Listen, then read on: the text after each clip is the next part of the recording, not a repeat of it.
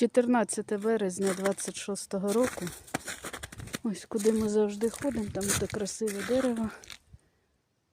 Снігу тут уже майже нема. Тут сонце гарне світить.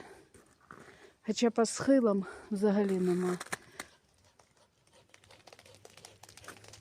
А ось сюди, тут зима.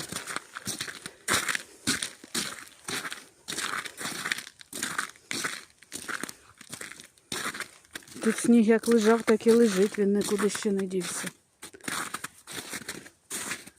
А там далі я проходила ще більше.